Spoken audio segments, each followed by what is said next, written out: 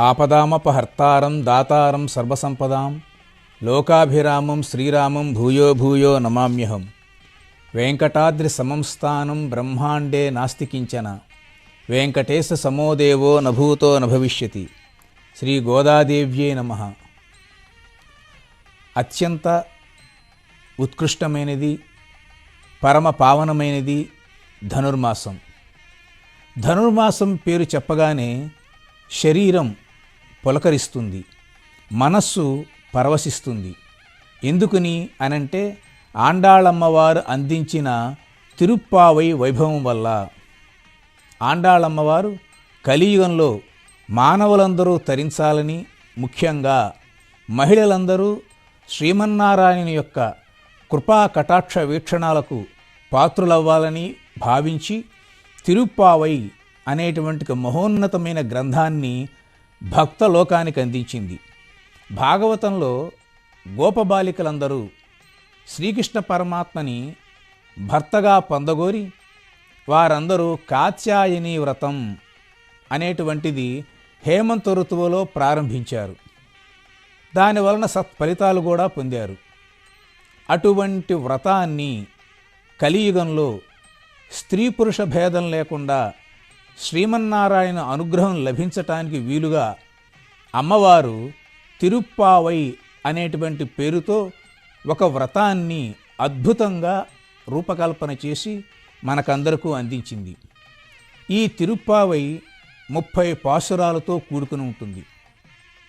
ఇప్పటి వరకు తిరుప్పావైలో 15 పాసురాలు మనమందరం వినటం జరిగింది. ఈ 15 పాసురాలలో గోపికలందరూ ఒకరినొకరిని అనుసంధానం చేసుకోవటానికి వీలుగా నిద్ర లేపటం అనేటువంటిది ఒక ప్రధానమైన అంశంగా కొనసాగింది. ఏమిటి నిద్ర లేపటం అనేటువంటి వివరాలు తెలుసుకోవాలంటే తిరుప్పావై యొక్క నేపథ్యాన్ని మనం గ్రహించాలి. పెద్దవాళ్ళందరూ ఈ తిరుప్పావై వెనకాల ఉండేటువంటి పూర్వరంగ చరిత్రను ఈ విధంగా చెప్పారు. బృందావనంలో ఒకానొకప్పుడు వర్షాలు కురకపోవడంతో వర్షాలు కురవటానికి గోపబాలికలందరినీ వ్రతాన్ని చేయమని, ఆ వ్రతం చేయటానికి కావలసినటువంటి వస్తువులన్నిటినీ శ్రీకృష్ణ పరమాత్మ ఇస్తాడు కనుక ఆ శ్రీకృష్ణ పరమాత్మని అర్థించమని ప్రార్థించమని చెప్పటం వల్ల వారందరూ కలిసి ఈ హేమంత ఋతువులో మార్గశిర మాసంలో ధనుర్మాసంలో కలిసి వచ్చి కృష్ణ పరమాత్మను ప్రార్థించి వ్రతానికి ఉపయుక్తమైనటువంటి పరికరాలన్నిటినీ స్వీకరించి వ్రతాన్ని ముగింపు చేయటం, తర్వాత ఆ వ్రత ప్రభావం వల్ల శ్రీకృష్ణుని యొక్క అనుగ్రహం వల్ల వర్షాలు కురిసి గోకులం అంతా సస్యశ్యామలంగా పాడి పంటలతో విలసిల్లింది అనేటువంటిది ఈ తిరుప్పావై రచన వెనుక ఉండేటువంటి ప్రధానమైన అంశము. ముఖ్యంగా ఆండాళమ్మవారు అద్భుతంగా అలనాడు ద్వాపర యుగంలో బృందావనంలో ఉండేటువంటి అమాయకులైనటువంటి గోపబాలికలందరి యొక్క మనస్తత్వాన్ని, వారి యొక్క భాషను, వారి యొక్క భావాలను, అక్కడ ఉండేటువంటి పరిస్థితులను చక్కగా విశదీకరించి మనల్ని అందరినీ ఆ మార్గంలో పయనింపచేస్తుంది. కాబట్టి కృష్ణ మార్గంలో మనమందరం పయనించి తరించేటువంటి ఒక అద్భుతమైనటువంటి దివ్య ప్రబంధం తిరుప్పావై. నిజంగా ఈ తిరుప్పావై రోజు చదవటం కానీ వినటం కానీ, ఇంట్లో కూర్చుని దీనికి సంబంధించిన పూజలు చేసుకుని అందరూ ఆనందంగా ఉండటం కానీ మన పూర్వ జన్మల యొక్క సుకృతం. ఆండాళ్ళమ్మవారు శ్రీవిల్లిపుత్తూరుని బృందావనంగా భావించి తన తోటి ఉండేటువంటి మిత్రులైన బాలికలందరినీ గోపికలుగా భావించి తాను కూడా ఒక గోపికగా మారి అమాయకంగా సుస్నిగ్ధమైనటువంటి వెన్నవలే, అప్పుడే పొదుగు నుంచి జాలువారిన పాలువలే, తెల్లవారుజామున వీచేటువంటి చల్లని గాలివలే ఉదయం పూట ఉదయించేటువంటి లేత సూర్యుని యొక్క కిరణాల వలె ఈ తిరుప్పావై పాసురాలు కొనసాగుతూ ఉంటాయి. ధనిక పేద, స్త్రీ బాల వృద్ధ, కుల ప్రాంత భేదాలేమీ లేకుండా భక్తే సాధనంగా చేసుకుని అందరూ తరించేటువంటి ఒక ఉత్కృష్టమైన వ్రతం ఈ తిరుప్పావై వ్రతం. ఇటువంటి ఈ తిరుప్పావై వ్రతంలో, తిరుప్పావైలో మనం ఈరోజు 16వ పాసురాన్ని అనుసంధానం చేసుకుందాం.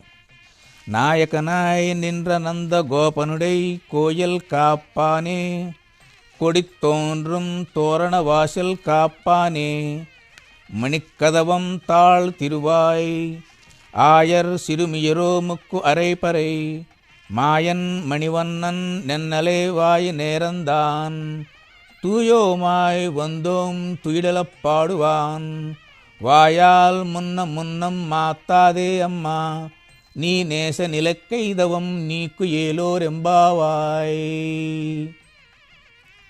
తమిళ భాషలో ఉన్నప్పటికీ ఈ పాసురం కమ్మనైనటువంటి పారిజాత పరిమళ భావాలతో భక్తుల మనస్సులని ఆహ్లాదపరుస్తుంది. ఈ గోపబాలికలందరూ శ్రీకృష్ణ పరమాత్మని నిద్రలేపటానికి గాను నందుడి యొక్క ఇంటికి బయలుదేరి అక్కడ వారందరూ ఏం చేశారో అనేటువంటి అంశాన్ని ఈ పాసురం ప్రస్తావిస్తూ ఉంది. నందుడు శ్రీకృష్ణ పరమాత్మని ఎంతో జాగ్రత్తగా పెంచుతూ వచ్చాడు.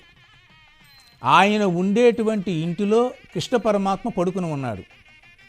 కాబట్టి కృష్ణ పరమాత్మను నిద్రలేపి ఆయన ద్వారా వ్రతానికి కావలసిన ఉపకరణాలు తీసుకోవాలి అనంటే ఆ యొక్క నందుని యొక్క గృహానికి ముందర చేరుకోవాలి. నందుడిని ఏమని అమ్మవారు సంబోధిస్తున్నారు? నాయకనాయ్, నాయకుడు, రాజు, ప్రభువు అనేటువంటి అర్థాలు. సమస్తమైనటువంటి బృందావనంలో ఉండేటువంటి అందరికీ ప్రభువు ఎవరయ్యా అంటే ఈ నందుడు. అటువంటి నందుడు ఉన్నటువంటి గృహానికి ఎవరైతే సంరక్షకుడుగా ఉన్నారో కోయల్ కాప్పానే. తమిళ భాషలో కోయల్ అనేటువంటి శబ్దానికి ఇల్లు అని అర్థం. ఆ నందగోపుని యొక్క గృహాన్ని సంరక్షించేటువంటి ఆ సంరక్షకుడిని ప్రార్థిస్తున్నారు. అయ్యా, మేమందరం కృష్ణ పరమాత్మ దగ్గరికి వచ్చాము ఆయన నిద్రలేపటానికి, దయచేసి మమ్మల్ని లోపలికి పంపించు అని ఆయన ప్రార్థిస్తున్నారు. కోయిల్ అంటే, కోన్ అంటే పరమాత్మ, ఇల్లు అంటే గృహము. పరమాత్మ ఉండేటువంటి గృహానికి కోవెల్ అనేటువంటిది పేరు. అందుకే మీరందరూ చూడండి, శ్రీరంగాన్ని పెరియ కోవెల్ అని అంటారు, అంటే పెద్ద గుడి అనేటువంటి పేరుతో పిలుస్తారు. సాక్షాత్తు కృష్ణ పరమాత్మే స్వయంగా ఉన్నటువంటి ఆ ఇల్లు నిజంగా మనకందరికీ గుడేగా, అదొక దేవాలయం. కాబట్టి అమ్మవారు ఏం చేస్తారంటే రెండు అర్థాలు, పరమాత్మ ఉండేటువంటి దేవాలయము అనేటువంటి భావన, అదేవిధంగా నాయకుడైనటువంటి నందుడు ఉండేటువంటి గృహము అనేటువంటిది రెండో అర్థం. ఇటువంటి ఉత్కృష్టమైన భవనానికి సంరక్షకుడుగా ఉన్నటువంటి ఓ వ్యక్తి, ఓ స్వామి, మమ్మల్ని లోపలికి పంపించు, మేమందరం ఈ వ్రతం కోసం వచ్చాము అనగానే ఆ యొక్క భవన సంరక్షకుడు ఈ గోపబాలికలందరినీ లోపలికి పంపించాడు. ఎందుకంటే వాళ్ళందరినీ రోజు ఆయన చూస్తున్న వ్యక్తే. కాబట్టి ఒక వ్రత అనుష్ఠానం కోసం వస్తున్నటువంటి గోప బాలికల్ని అడ్డు పెట్టకూడదు. కాబట్టి ఆయన లోపలికి పంపించాడు. కోడి తండ్రం తోరణ వాసల్ కాప్పానే. లోపలికి వెళ్ళంగానే అనేక మందిరాలు ఉన్నాయి ఆ గృహంలో, ఆ భవనంలో. అందులో నందుడు పడుకున్నటువంటి మందిరం ఏదైతే ఉందో ఆ మందిర ద్వారం ఎలా ఉంది అంటే అనేక ధ్వజాలతో, చక్కనైనటువంటి తోరణాలతో, మకర తోరణాలు, ఇలాంటివంటి అలంకృతులతో సర్వశోభాయమానంగా ఉంది. అక్కడ కూడా ఒక కాపలా వ్యక్తి ఉన్నాడంట, వాసల్ కాప్పానే. వాసల్ అంటే వాకిలి, ద్వారం. కాబట్టి ఆ వాసల్, ఆ ద్వారాన్ని కాపలా కాసేటువంటి వ్యక్తితో వీళ్ళు కూడా అడుగుతున్నారు, అయ్యా మీ భవన సంరక్షకుడు మమ్మల్ని లోపలికి పంపించారు, మీరు కూడా మణి కదవం తాళ తెరువాయ్. మణులతో పొదగబడినటువంటి ఈ ద్వారం యొక్క గడియ, ఆ తలుపు గడియ ఏదైతే ఉందో అది తెరిచి మమ్మల్ని లోపలికి పంపిస్తే మేము స్వామివారిని మేలుకొల్పు పెడతాము అని వారిని అర్థించడం జరిగింది. ఇక్కడ కూడా ఏమవుతాడు, వాసల్ కాప్పానే. వాసల్ అంటే ద్వారము. తిరుమలలో ప్రధానమైన రాజగోపురం గుండా మనం లోపలికి వెళ్తూ ఉంటాం, ఆలయం లోపలికి. ఆ వెళ్ళేటువంటి మొదటి ద్వారాన్ని ఏమంటారంటే పెరియ వాసిల్. ఇందాకెట్లయితే శ్రీరంగాన్ని పెరియ కోవిల అన్నాము, తిరుమలలో ఉండేటువంటి మహాద్వారం, ఆ మహాద్వారాన్ని పెరియ వాసల్ అని పిలుస్తారు. మనం గనక ఆ గుమ్మం దాటి లోపలికి వెళ్ళామంటే పరమాత్మని యొక్క దర్శనం కలుగుతుంది. కనుక అటువంటి గొప్పదైనటువంటి పరమాత్మను దర్శించుకోవటానికి వీలుగా ఉన్నటువంటి ఈ యొక్క గుమ్మం యొక్క తలుపు గడియ ఏదైతే ఉందో దాన్ని తెరవవలసింది అని గోపబాలుడు ప్రార్థించారు. అది ఎటువంటిది? మణికదవం, మణులతో పొదగబడింది. అంటే నందుడు అంత గొప్ప ఐశ్వర్యవంతుడు. అటువంటి అద్భుతమైనటువంటి శిల్ప విన్యాసంతో రత్న వైభవంతో ప్రకాశిస్తుంది నందగోపుని యొక్క గృహము. ఇందులో శ్రీ వైష్ణవ రహస్యం అవుతుంది. అదేమిటంటే, మనం ఏదైనా ఒక దేవాలయంలోకి వెళ్ళేటప్పుడు జయ విజయులైన ద్వారపాలకులు అటు ఇటు ఉంటారు. ఆ ద్వారపాలకులకు నమస్కరించి వారి యొక్క అనుమతి తీసుకుని అప్పుడు మనం దేవాలయం లోపలికి వెళ్ళాలి. ఇది శ్రీ వైష్ణవ సంప్రదాయం. ఇప్పుడు ఈ గోపబాలికులు నందుని యొక్క ఇంటికి వచ్చినప్పటికీ లోపల ఉండేటువంటి పరమాత్మ కాబట్టి బయట ఉండే జై విజయుల్లాగా ఉండేటువంటి ద్వారపాలకుల యొక్క అనుమతి తీసుకుని వాళ్ళని అర్థించి లోపలికి వెళుతున్నారు. ఇది ఈ పాసురంలో ఉండేటువంటి ఒక రహస్యం. రెండోది, ఈ ద్వారపాలకులకు కూడా ఒక విషయం తెలుసు, భక్తులైన వాళ్ళని ఎవరిని అడ్డగించకూడదు. అడ్డగిస్తే ఏమైంది? వైకుంఠంలో సనక సనందాదులని అడ్డగిస్తే జై విజయులు ఏమయ్యారు?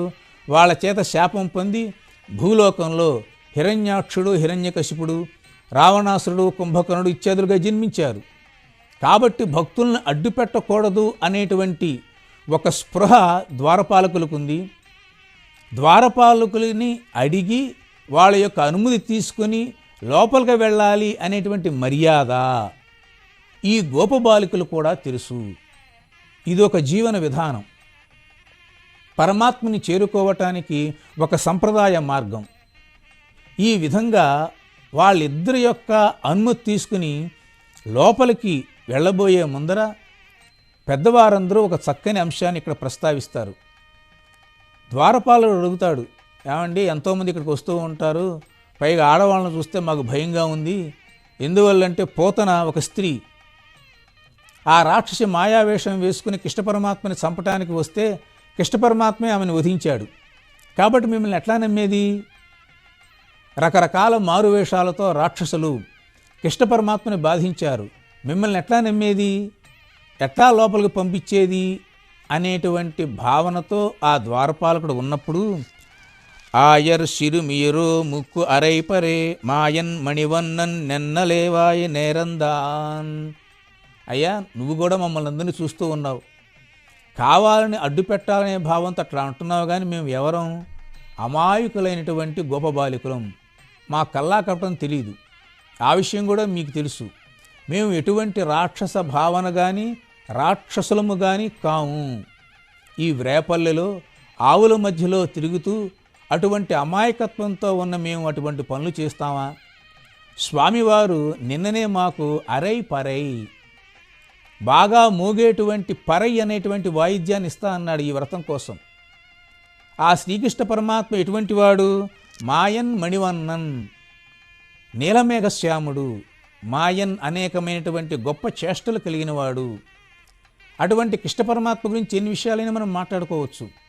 భూషణములు వాణికి అఘపేషణములు, మృత్యుచిత్త భీషణములు, హృత్తోషణములు, కళ్యాణ గుణ విశేషణములు, హరిగుణోపచిత భాషణముల్ అని అంటారు. కాబట్టి కృష్ణ పరమాత్మ యొక్క గుణగణాలు మేము ఎన్నెన్ని వర్ణించం. కాబట్టి అటువంటి వర్ణించేటువంటి కృష్ణ పరమాత్మ నిన్ననే మాకు మాట ఇచ్చారు, అరై పరై చక్కగా మోగేటువంటి వాయిద్యాన్ని ఇస్తానని. ఈ మాటన్నా నువ్వు నమ్మి మమ్మల్ని లోపలు పంపించు అనేటువంటి ఒక హృద్యమైన సంభాషణ జరిగినట్టుగా పెద్దలందరూ మనకి చెప్తూ ఉంటారు. అప్పుడు ద్వారపాలకుడు ఈ గోపబాలకుల యొక్క మాటలు విని లోపలికి పంపించడం జరిగింది. తుయోమాయ్ వందోం తుయిలల పాడువాన్, మేమందరము ఇక్కడికి ఎందుకు వచ్చాము అనంటే శ్రీకృష్ణ పరమాత్మను నిద్ర లేపటానికి. ఆ నిద్ర కూడా ఎటువంటిది? పాడువాన్, చక్కగా పాడి. ఈ గోపబాలకులందరికి కూడా చక్కని సంగీత జ్ఞానం ఉన్నది. సంగీతంతో నాదబ్రహ్మను ఉపాసిస్తున్నారు.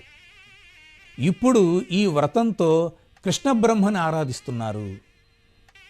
కృష్ణ పరమాత్మే గోపబాలకులకి మీరు రేపు రండి, నేను మీకు పరై అనేటువంటి పేరుతో ఉండే వాయిద్యాన్ని ఇస్తాను అనగానే ద్వారపాలకుడికి భయం వేసింది. అమ్మో, కృష్ణ పరమాత్మ వరం ఇచ్చాడంటే ఆ వరం తీసుకునే వ్యక్తులు వస్తే వారిని అడ్డగిస్తే కృష్ణ పరమాత్మ తన మీద ఆగ్రహిస్తాడేమో అనేటువంటి భయం కూడా ద్వారపాలకుడికి ఉంది.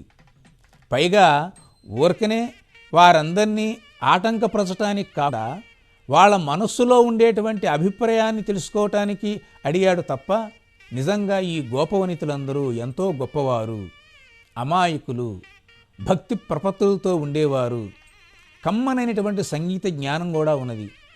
కాబట్టి మేమందరం ఆ శ్రీకృష్ణ పరమాత్మని నిద్ర లేపటానికి వచ్చాము అని విన్నవించి, వాయాల్ మున్నం మాత్తాదే అమ్మా, అయ్యా నీకు మనసులో రకరకాల భావాలు ఉంటాయి, ఆ భావాలన్నీ ముందరగా నువ్వు చెప్పమాకు, మాత్తాదే అమ్మా, మాతో చెప్పమాకు.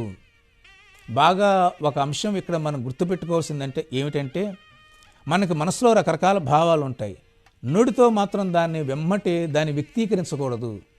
కాదని కానీ అవునని కానీ ఈ రెండు పదాలని చాలా జాగ్రత్తగా ఆలోచించనాలి.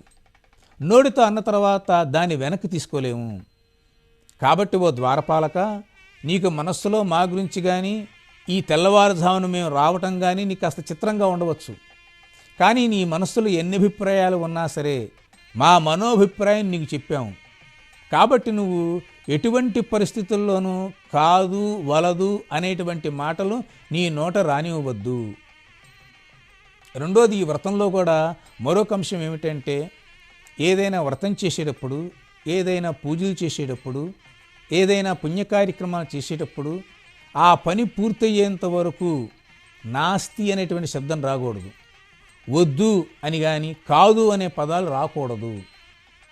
ఇది మన యొక్క శుభ కార్యక్రమాల్లో మన పెద్దలు ఏర్పాటు చేసిన నియమం. దానివల్ల ఏమవుతుందనంటే వ్యతిరేక భావన పొందుపరుచుకుంటుంది. కాబట్టి ఓ ద్వారపాలక, మా గురించి నీకంతా చెప్పాము, మా గురించి కూడా నీకు కొంత తెలుసు. మేమందరం తెల్లవారుజామునే స్నానాలు చేసి ఇక్కడికి మేము వచ్చాము అనంటే మా మనస్సుని అర్థం చేసుకుని ఆ తలుపు గడియ ఏదైతే ఉందో అది తీయి. నీ నేస నిలెక్కెదెవం నీకు ఏలోరంబావాయ్. కాబట్టి నువ్వేం చేస్తావంటే నీవే స్వయంగా ఈ యొక్క తలుపు గడియ తీయవలసింది అని ఆ గోపబాలికలందరూ ఈ నందగోపుని యొక్క భవనాన్ని సంరక్షించేటువంటి భవన సంరక్షకుడిని, నందగోపుడు శయనించి ఉన్నటువంటి ఆ మందిరం యొక్క ద్వారాన్ని కాపలా కాసేటువంటి ఆ ద్వారపాలకుణ్ణి ప్రార్థించి తమ యొక్క తత్వాన్ని తెలియచేసి అనుమతి కోరటం అనేటువంటిది ఇందులో ప్రధానమైన అంశం. ఇందులో రెండు శ్రీవైష్ణవ అంశాలు ఉన్నాయి, ఆ సంప్రదాయ అంశాలు. ఒకటి ఏమిటంటే, పరమాత్మ అయినటువంటి శ్రీమన్నారాయణుడు సర్వతంత్ర స్వతంత్రుడు. పరంపదంలో కానీ వైకుంఠంలో కానీ ఆయనే దాన్ని సంరక్షిస్తూ ఉంటాడు. ఆయనకి అనేక వేల యుగాలు గడిచిపోయింది. ఎప్పుడు నేనైనా నా భవనాన్ని, నా లోకాన్ని చూసుకోవటం, నేను కూడా ఎవరన్నా చూస్తూ ఉంటే వాళ్ళ కింద ఉంటే బాగుంటుంది కదా. దీన్ని పారతంత్ర్య భావన అంటారు. సర్వతంత్ర స్వతంత్ర భావన అది పారతంత్ర్య భావన. ఇది ఎక్కడ తీరింది ఆయనకి? రామావతారంలో దశరథుడు తండ్రిగా ఉన్నప్పుడు, కౌసల్య తల్లిగా ఉన్నప్పుడు వాళ్ళ సంరక్షణలో కొంతకాలం హాయిగా అయోధ్య అంతఃపురంలో ఉన్నారు. మరల కృష్ణ పరమాత్మగా కొద్ది గంటల సేపు వసుదేవుడు దేవకీ దేవి దగ్గర, ఆ తర్వాత యశోద నందగోపుడి దగ్గర ఉన్నాడు. ఒక పిల్లవాడిగా తల్లిదండ్రుల సంరక్షణలో తనను హాయిగా జాగ్రత్తగా చూస్తూ ఉంటే తాను కూడా సుఖంగా ఉన్నాడు. దీని పారతంత్ర్య భావన అంటారు. పరమాత్మకి ఇటువంటి భావన కలగటం చాలా విచిత్రమే. మనం అనుకుంటాం అమ్మా నాన్న చాటున ఉండాలి, అమ్మా నాన్న డబ్బులు ఇవ్వాలి, అమ్మా నాన్నను పోషించాలి, అమ్మా నాన్న దగ్గర ఉంటే మనకి ఏ ఇబ్బందులు ఉండవు మనం అనుకుంటూ ఉంటాం. అట్లానే కృష్ణ పరమాత్మ కూడా పరతంత్ర భావన వహించి తల్లిదండ్రుల చాటున ఉండటం అనేటువంటిది ఈ విభవావతారంలో, కృష్ణావతారంలో, ఈ యొక్క పాశురాలలో మనం చూడవచ్చు. తర్వాత ఆయన ద్వారక వెళ్ళటము, ద్వారకలో ఉన్నా కూడా అన్న బలరాముడు పరిపాలన చేస్తూ ఉండేవాడు. అయినప్పటికీ కృష్ణుడే అందరినీ సంరక్షించేది, అందులో సందేహం లేదు. పైకి మాత్రం ఆయన పరతంత్ర భావనలో ఉన్నట్లుగా ఇందులో మనకి స్పష్టంగా మనకి తెలుస్తూ ఉంది.